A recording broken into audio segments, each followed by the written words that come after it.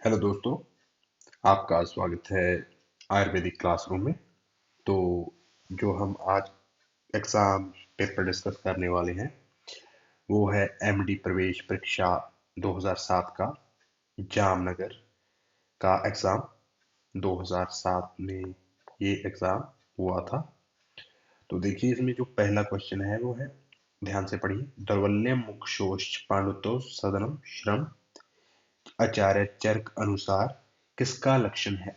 तो देखिए, दौर्बल्यम मुक्षोश्च पांडुतम सदनम श्रम, आचार्य चर्क अनुसार ये शुक्र क्षय का लक्षण है। दौर्बल्यम मुक्षोश्च पांडुतम सदनम श्रम। और देखिए, यहाँ रस क्षय का क्या होता है? घटते सहते शब्दम नौचे द्रव्यति शूल्यते।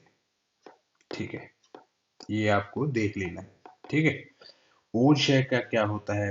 विवेतित, जो जैसे कि वो सुंदर नहीं दिखता और वो हमेशा चिंता में रहता है, कुछ ऐसे लक्षण हैं वो क्षय के। और ये कफ क्षय के लक्षण जो हैं वो सुश्रुत ने ज्यादा डिटेल से दिए हैं। ठीक है। तो ये तो नहीं होगा, तो इसीलिए आंसर तो इसका यही है, क्योंकि दुर्बल्य मुक्षोष पांडुतो सदनम श्रम, ये चर्क ने शुक्र क्षय के बारे में कहा है। देखिए, जो सुश्रुत अनुसार किन नदियों का जलपथ्यतम माना है? ये 2022 में अब जाके रिपीट हुआ था ये क्वेश्चन। तो ये पश्चिम अभिमुख जो नदी है उसके बारे में बोला था। ये याद करना है, काफी इंपॉर्टेंट रहता है। तो अब आपको पता चल गया। देखिए, सुश्रुत अनुसार स्थावर विश्व के अधिष्ठान कितने हैं? देखिए, जो आचार्य सुश्रुत हैं वो स्थावर और जंगम दो तरह के विश्व मानते हैं, और स्थावर के जो स्थान है वो मानते हैं वो 10, और जो जंगम के स्थान है वो मानते हैं 16। ठीक है। हमारे जो नोट्स आपको हमने क्लास में डिस्कस किया था उसमें हमने आपको जो स्थावर विषय हैं वो 10 बताए थे, और साथ में जो जंगम विषय थे उनके 16 बताकर उनके अधिष्ठान भी बताए थे, और उनकी एग्जाम्पल्स भी हमने याद कराई थी। ऐसे जो 10 स्थावर विषय उनके बारे में भी आपको डिटेल में बता दिया था। देखो, ठीक है। तो उसके बाद देखिए, इंगुदी का कुल होता है। इंगुदी का कुल कौन सा होता है आपको देखना है। ये एक इम्पोर्टेंट क्वेश्चन है। ये 2000, मेरे हिसाब से 2019 या 20 में एक बार रिपीट हो चुका है ये क्वेश्चन। तो जो इसका जो कुल है वो कौन सा है? देखिए, आपको यहीं से देखना है। ये सेमरोबेसी। ठीक है। बॉम्बे सी किसका है? शालमली का। शालमली का भी बॉम्बे सी है। ठीक है। और ऐसे कंपोजिटी किसका है? पुष्कर मूल का। पुष्कर मूल का। ठीक है। और वेलोनेसी किसका है? जटामांसी का। जटामांसी का। ठीक है। और ये किसका है? इंगुदी का। इंगुदी का। ये मैं आपको इसलिए करा रहा हूँ कि आपके एक क्वेश्चन में से 4 क्वेश्चन कम से कम कवर हो जाए, और इस वीडियो का आपको पूरी तरह से लाभ प्राप्त होता रहे। ठीक है दोस्तों।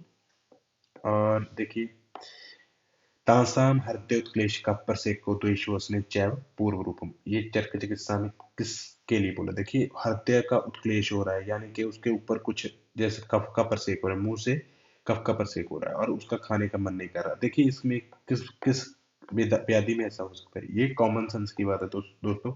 ये सर्दी में ही ऐसा होगा। ठीक है। ये आपको यहाँ से देख लेना। ठीक है। इसका आंसर जो हमने करना है सर्दी। ठीक है। उसके बाद देखिए, इसका आंसर हो गया सर्दी। सशार पकव कुष्मांड मधुर अम्लम तथा लघु, ये आपको चर्क सूत्र स्थाई जो चैप्टर है जो हमने निमोनिक्स के साथ आपको पढ़ाया था। तो उसमें अगर ये उन वही बच्चे कर पाएंगे जिन्होंने बहुत ज्यादा डिटेल से पढ़ाई की है। ठीक है। देखिए, इसका जो आंसर वो बनता है सर्वदोष निवारण। ठीक है। वैसे भी जब आपको एग्जाम में क्वेश्चन पूछा जाएगा वो इसी टाइप से क्वेश्चन पूछेंगे कि ये सर्वदोष निवारण, यानी कि जो आपको लगेगा कि यार ये आंसर हो सकता है। ठीक है। क्योंकि ये चैप्टर सभी बच्चे छोड़ देते हैं, लेकिन जो करेंगे उनको इसका फायदा जरूर मिलने वाला है दोस्तों। ठीक है। रस तरंगिणी के अनुसार अहिफेन आसव निर्माणार्थ, ये तो अहिफेन के साथ हमें पता ही है क्या मिलाया जाता है, तो इसमें क्या मिलाया जाता है, जो मृत संजीवनी सुरा मिलाई जाती है। ये हमने जब आपको योगों के बारे में पढ़ाया था, ठीक है, तो तब हमने पढ़ा था कि कौन कौन से इसके इंग्रेडिएंट्स हैं, ठीक है। उसके बाद आ जाइए, देखिए यहाँ पर सुपीरियर वीना के बारे में हम पढ़ रहे थे, ठीक है। देखिए यहाँ पर ध्यान से कि ये देखिए, आ जाइए यहाँ पर superior vena cava forms by the union of, देखिए सुपीरियर वेना केवा है जो वो किससे बनेंगी, ऐसे दो ऊपर से जो आएंगी हमारी राइट ब्रेकियोसेफेलिक वेन और लेफ्ट ब्रेकियोसेफेलिक वेन, और वो क्या करेंगे, कंबाइन होके क्या बन जाएगी, सुपीरियर वेना केवा। और सुपीरियर वेना केवा किस में चली जाएगी, राइट हार्ट, राइट ऑरिकल में। राइट ऑरिकल से ब्लड कहाँ जाएगा, राइट वेंट्रिकल में।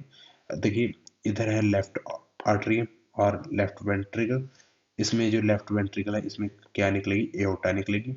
एओर्टा क्या होगा, एओर्टा निकल जाएगी, ठीक है। आगे एओर्टा नीचे आ जाएगी, नीचे आके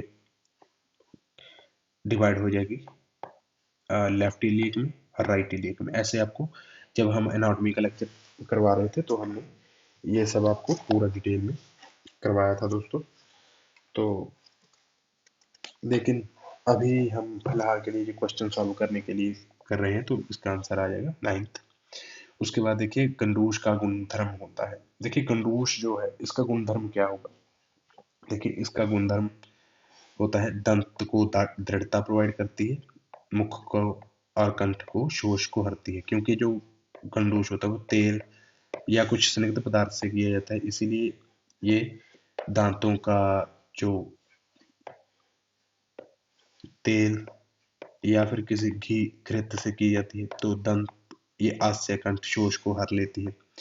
और ये उष्ण होती है, थोड़ी उष्ण में रखी जाती है, तो ये दंत हर्ष को कम कर देती है, क्योंकि ये वात का शमन कर देती है, ठीक है। तो ये आपको कर लेना है, या दंत ताड़ेकर्म, आस्य कंठ शोषर और दंत हर्षण, ठीक है। इसका आंसर उपरोक्त तो सभी आ गया। शोथ का आद्य उपक्रम है, ये सुश्रुत की जो चिकित्सा है उसमें जो पहले चैप्टर का 11th श्लोक है, बिल्कुल सही बोला है इन्होंने। देखिए अवतर्पण अलेप प्रक्षेप को अभ्यंग स्वेद, इसका श्लोक होता है स्वेद तो विमलापन विमलापन उपनाह, ऐसे करके इस सुश्रुत 60 उपक्रम बताते हैं। तो शोध में जो पहला उपक्रम कौन सा रहता है, वो हमेशा अवतर्पण रहता है। किसी भी शोध का आपको पहले क्या करना चाहिए, अवतर्पण करना चाहिए, ठीक है। तो इसका आंसर हो गया ए, ठीक है। ऐसे ही हम करेंगे आगे। Which one is it term commonly used for slowly expanding ulcerative basal cell carcinoma, तो उसे क्या बोलेंगे, रोडेंट अल्सर। इसका आंसर हो गया बी, ठीक है। ये आपको देख लेना है। अष्टांग हृदय के अनुसार काकवत पूतिगंधिता, ये बाल ग्रह में से यानी कि बाल रोग में से क्वेश्चन आया है। तो देखिए इसका आंसर है पूतना। पूतना ये आपको निमोनिक्स बना के हमने क्लास में किया था, पूतना। फिलहाल के लिए आपको ये याद करना है, क्योंकि ये मेमोरी बेस्ड क्वेश्चन है, इसमें आपको याद ही करना पड़ता है बहुत सारी चीजें, जैसे रेवती में बस्ती बस्ती गंधता आती है, ठीक है।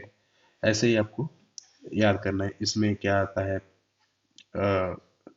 जैसे रक्त पुए इसमें स्त्रावित होती है, स्कंद जो ग्रह है, ऐसे कुछ पॉइंट्स आपको याद कर लेना है। गुल्म में कौन कौन सा कर्म निषेध बताया गया है, देखिए विरेचन गुल्म की चिकित्सा में आ जाता है। स्वेदन, क्योंकि वात के कारण होने वाली व्याधियों में स्वेदन दिया जाता है, तो ये भी हो जाएगा।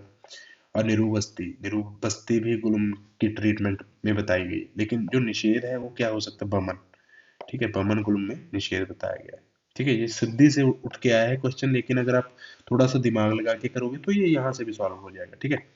तो आगे आ जाइए, आगे हम करने वाले हैं सुश्रुत कितने कितने दिन के अंतराल पर कुष्ठ में रक्त मोक्षण, ये बताइए आपको।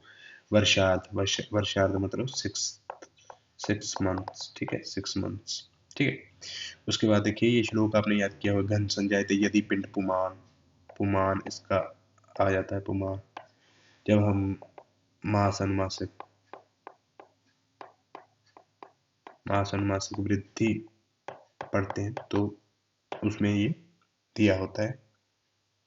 ठीक है, तो renin hormone is secreted by juxtaglomeralular apparatus of the cortex of kidney।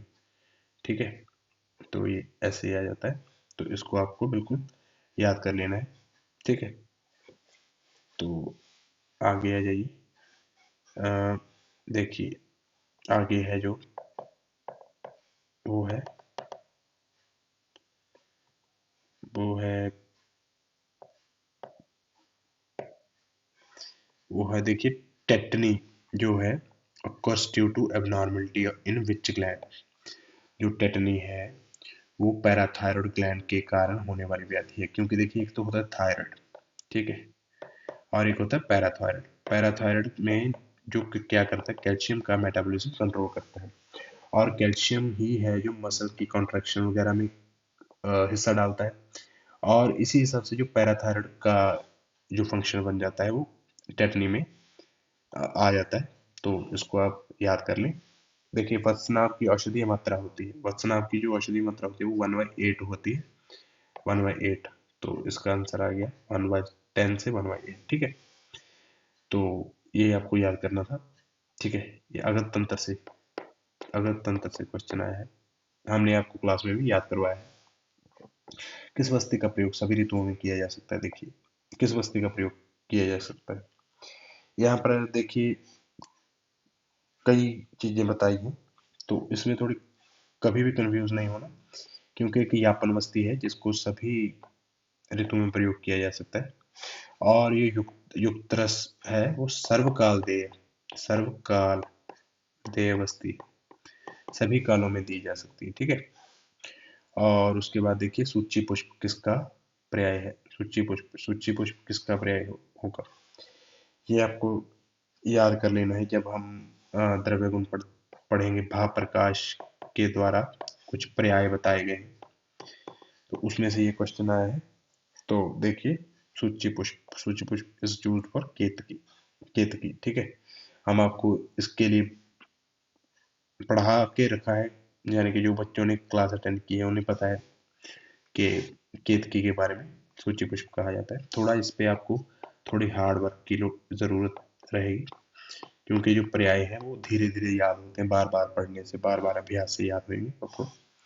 उसके बाद देखिए 14 वर्ष के बाल के हेतु निरूपस्थि की मात्रा कितनी होती है। देखिए इसका तो आपको पता ही है कि जो 1 वर्ष के बालक से आधे से शुरू हो जाती है, और 12 तक 6 हो जाती है, और 13 में 7, और 14 में 8।